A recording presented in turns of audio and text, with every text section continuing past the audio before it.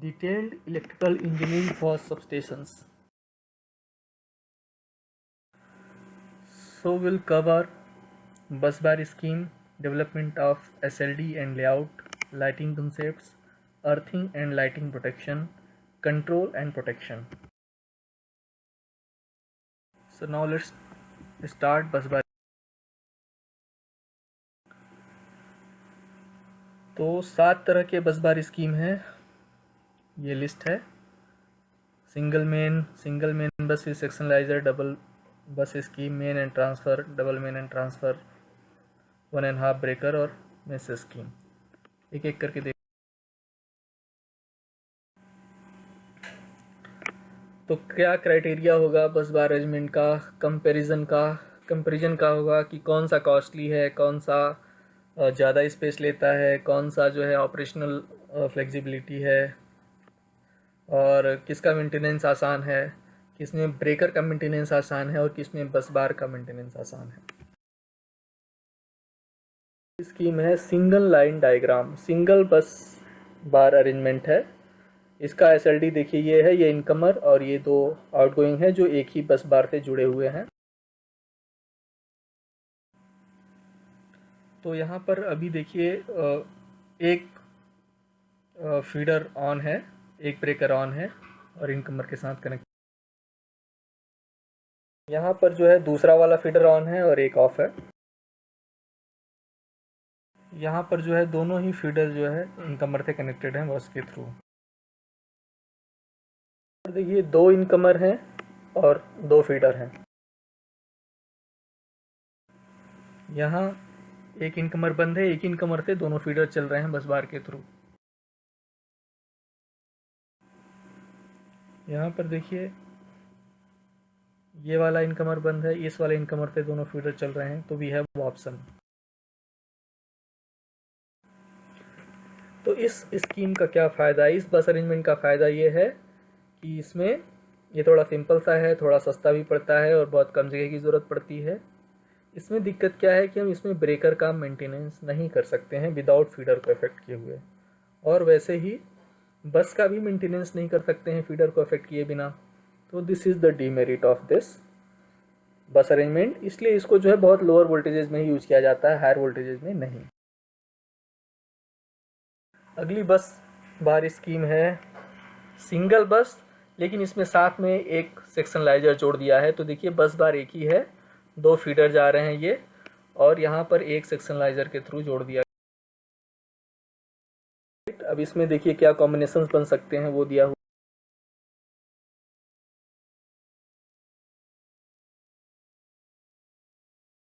है। तो इस सेक्शन में अगर आउटेज हुआ तो भी हमें इस सेक्शन में ये सेक्शन अफेक्टेड नहीं होगा, आउटेज का ओनली। बस बार का मेंटेनेंस और ब्रेकर का मेंटेनेंस पॉसिबल नहीं है, तो ये एक दिक्कत है। नेक्स्ट स्कीम है single main bus bar and transfer बस। तो यहाँ पर देखिए 2 बसेस हैं, एक मेन बस है और एक ट्रांसफर बस है। तो किसी भी ब्रेकर में अगर प्रॉब्लम हुई तो हम उसको ट्रांसफर बस के थ्रू जोड़ सकते हैं, ये इसका फ़ायदा है। लेकिन एक ही ब्रेकर को जोड़ सकते हैं, ऑल ब्रेकर्स को नहीं जोड़।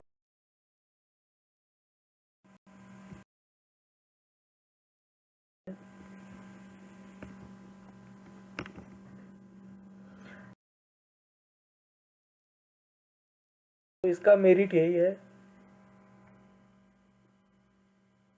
कि इसमें जो है मेन बस बार में सारा लोड होता है पर किसी फीडर को अगर हमें मेंटेनेंस करना हो तो हम उसको जो है ट्रांसफ़र बस बार में कनेक्ट करके यूज कर सकते हैं। तो ये एक यहाँ पर फ़ायदा है। तो this provides the facility to the breaker maintenance, लेकिन बस बार का मेंटेनेंस इसमें नहीं होता है, तो ये एक दिक्कत है। डबल बस बार, डबल मेन बस, यहाँ पर मेन बस ही 2 हैं। 2 मेन बस होने का फ़ायदा ये है कि दोनों ही फुल लोड पे ऑपरेट कर रहे हैं, तो ऑल ब्रेकर पहले बस से भी कनेक्ट हो सकते हैं, नहीं दूसरे बस से भी, या पार्शियली भी connect. So this is the options available, you can see.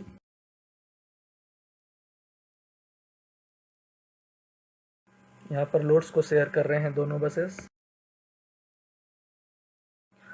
तो इसके देखिए फ़ायदे यही हैं कि इसमें हम बस बार का मेंटेनेंस कर सकते हैं, पर प्रॉब्लम क्या है कि इसमें ब्रेकर का मेंटेनेंस नहीं कर सकते हैं। इसलिए इसको जो है 220 और 400 kb पर हम यूज़ करते हैं। और इसमें हमको बस कपलर की ज़रूरत पड़ेगी और सीटी की भी ज़रूरत पड़ेगी स्विचिंग के लिए, बस प्रोटेक्शन के लिए, बस बार के प्रोटेक्शन के लिए सीटी की ज़रूरत पड़ेगी, एक बस कपलर की ज़रूरत पड़ेगी, राइट। कि डबल मेन एंड ट्रांसफ़र बस, यहाँ पर देखिए 2 मेन बस भी हैं, मेन बस बार हैं और एक ट्रांसफ़र बस बार भी है। तो यहाँ पर हमें फ़ायदा ये होगा कि हम ब्रेकर का भी मेंटेनेंस कर लेंगे और बस बार का भी मेंटेनेंस कर लेंगे। So this is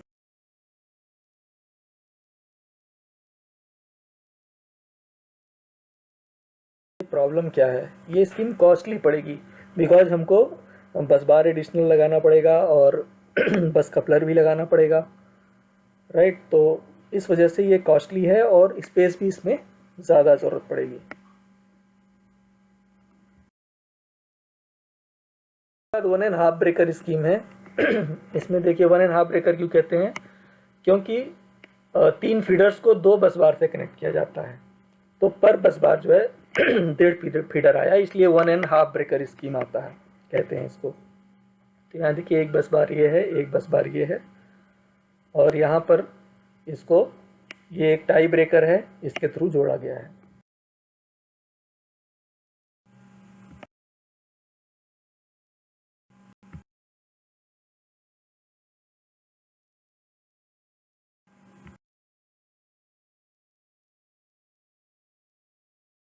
this is I type.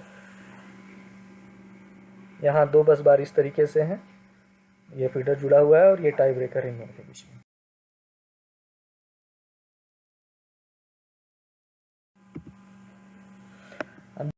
फ़ायदे क्या हैं और नुकसान क्या है कि ये बहुत ही एक्सपेंसिव अरेंजमेंट है। डी टाइप और आई टाइप को अपना स्पेस की अवेलेबिलिटी के हिसाब से यूज़ कर लिया जाता है, और इसके बाकी मेरिट सही हैं कि हम बस का भी मेंटेनेंस कर सकते हैं और इसमें जो है ब्रेकर का भी मेंटेनेंस कर सकते हैं। इसमें एक फ़ायदा और है कि हमको बस कपलर की ज़रूरत नहीं पड़ती है, क्यों? क्योंकि हमने ट्राई ब्रेकर लगाया हुआ है, तो हमें बस कपलर की ज़रूरत नहीं पड़ती है। इसके बाद ये 7वीं स्कीम है मैश स्कीम। मैश स्कीम में देखिए एक लूप में इसको जोड़ा गया है, दोनों ही हर ब्रेकर को जो है दोनों ही इनकमर से जोड़ा जाता है और पूरा कनेक्शन जो है एक लूप में होता है। तो कभी भी ब्रेकर का या बस का मेंटेनेंस हो सकता है, और ऑल ब्रेकर्स दोनों ही इनकमर से जुड़े हुए हैं। All breakers, these all breakers have been connected to both the incomer, both the bus bars. तो इसमें फ़ायदा यही है कि कभी भी किसी भी ब्रेकर को मेंटेनेंस किया जा सकता है, इससे जो है सप्लाई अफेक्ट नहीं होगी। और ये स्कीम ओनली एल&टी ने एग्जीक्यूट किया है 220 kV में।